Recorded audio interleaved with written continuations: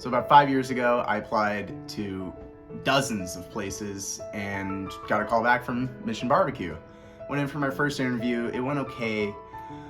I was a shaggy-haired, early 20s, kind of immature, but he hired me anyways, thank goodness. So 6 months down the road, he offered me to be AKM. So I took the job. And then another 6 months went by and I somehow became kitchen manager. If there's someone you want by your side when things get tough, it's Jon. If I'm coming in early, so is Jon. If I'm staying late, Jon's staying later.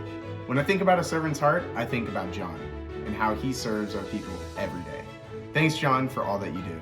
Jon Gridgeman really inspires me because I want to be just like him when I grow up. He's always doing whatever he can to make everyone have a great shift and make sure they're like just gonna have a nice, easy time. You know, like if somebody comes in having a bad day, he always makes sure it's like they get cheered up. He's always coming in early, leaving late, you know, to make sure everyone else's shift, you know, can run smoothly and they can like, you know, come in on time and then leave on time. And he really does inspire me. He's inspired me to take the career path I have, and he's really good at mentoring me. And love you, Jon. I worked for Jon for 4.5 years as his community ambassador. Jon always showed by his actions that he put our community first. Whenever I would ask him about doing something I felt was needed to support our heroes, even if it was last minute or required extra effort, Jon would always answer, "We'll make it work." I especially remember the love that we both shared for our World War II heroes, especially Sig and Jean, and how Jon would shake hands with them and make them feel as special as they were. The thing I remember most about working with Jon is how he was there for me at a very difficult time personally.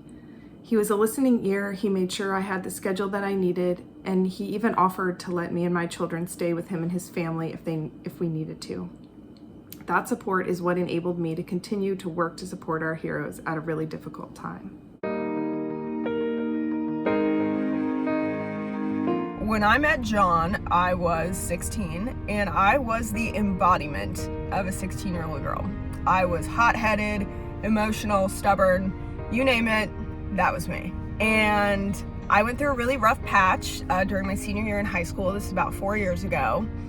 And I remember coming into work one day, and I was, you know, pretty emotional, but I thought I was doing a good job of hiding it. And within 10-15 minutes of me being there, Jon pulled me aside and asked me to sit down in a booth with him. And I thought I had done something to get myself in trouble. And I was like, great, another thing for me to worry about. I was dreading this conversation, whatever it was gonna be. And we sit down face to face, and Jon looks at me and he says, "What's wrong?"